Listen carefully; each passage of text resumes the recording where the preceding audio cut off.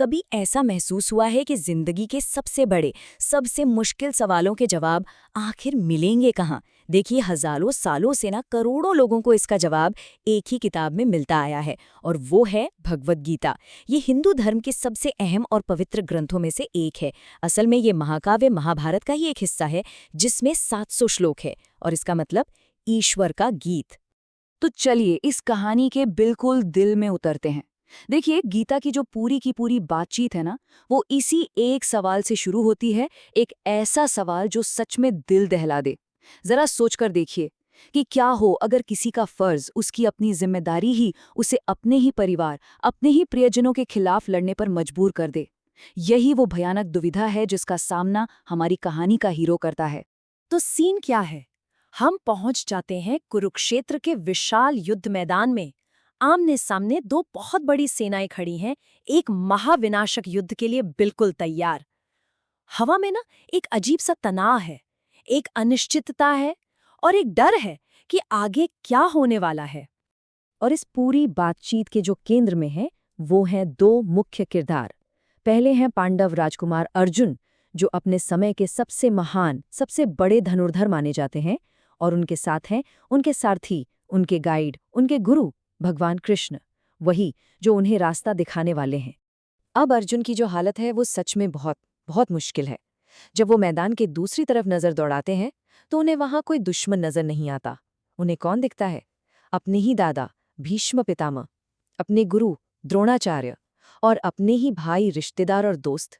ये वो लोग हैं जिनका वो हमेशा से सम्मान करते आए हैं, जिनसे उन्होंने सब कुछ सीखा है। अब ये सब देखकर जाहिर है अर्जुन का दिल बैठ जाता है। उनका सारा हौसला, सारा संकल्प सब टूट जाता है। वो अपना धनुष नीचे रख देते हैं और बस यही सोचते हैं कि ऐसी जीत का भी क्या फायदा जिसमें अपनों को ही मारना पड़े। उनके लिए ये युद्ध अब बिल्कुल बेमतलब हो चुका है।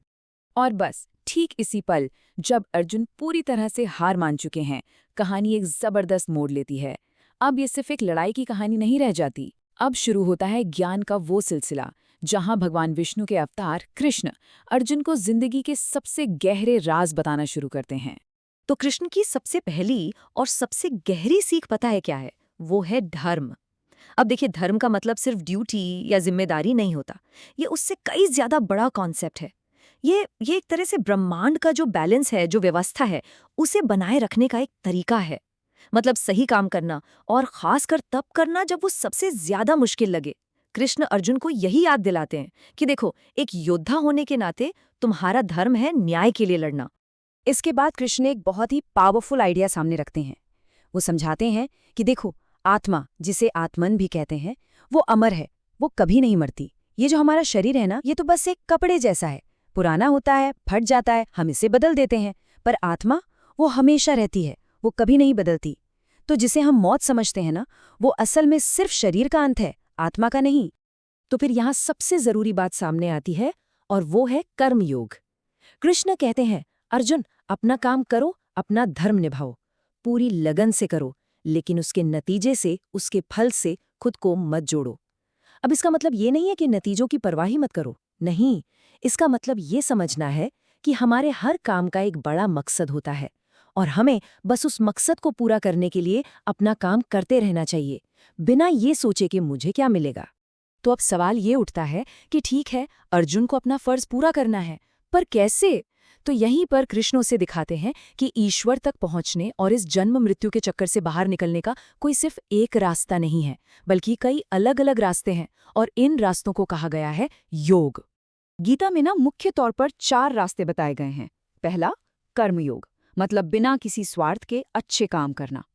दूसरा, ज्ञान योग, यानी ज्ञान और बुद्धि के जरिए सच्चाई को जानना। तीसरा, भक्ति योग, मतलब प्रेम और पूरी श्रद्धा से ईश्वर के साथ जुड़ना।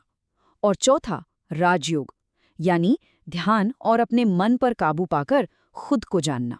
वैसे तो ये सारे रास्ते एक ही मंजिल तक लेकर जाते हैं, लेकिन गीता में भक्ति योग पर, यानी ईश्वर के प्रति पूरे प्रेम और समर्पण पर खास जोर दिया गया है। इसे परमात्मा से जुड़ने का सबसे सीधा और सबसे आसान रास्ता माना गया है। अब देखिए, सदियों से गीता का जो मैसेज है, उसे सिर्फ एक जंग की कहानी मानकर नहीं देखा गया।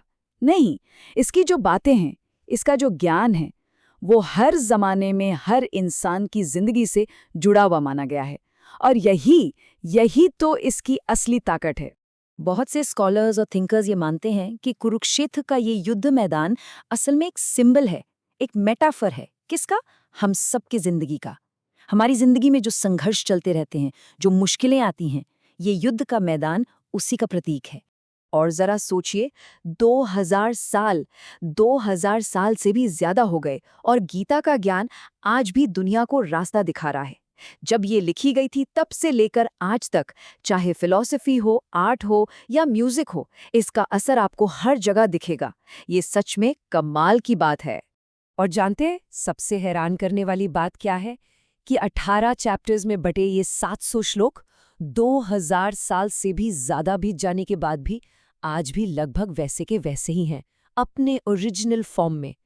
ये ज्ञान की एक ऐसी विरासत है जो समय को भी पार कर गई है। तो अगर हम सब कुछ समेट कर देखें तो गीता की महानता इसी बात में है कि ये ज्ञान के अलग-अलग रास्तों को, कर्म, ज्ञान और भक्ति एक साथ ले आती है और उनके बीच एक बहुत ही खूबसूरत बैलेंस बनाती है। ये नहीं कहती कि सिर्फ यही एक रास्ता सही है, नहीं, ये हर किसी को अपना रास्ता खुद चुनने की आज़ादी देती है। और आखिर में गीता हम सबको एक बहुत गहरे सवाल के साथ छोड़ जाती है। अगर जिंदगी ही एक युद्ध का मैदान है, तो हम सबका अपना अपना युद्ध क्षेत्र क्या है? ये वो सवाल है जिसका सामना हम सभी को अपनी अपनी जिंदगी में करना पड़ता है।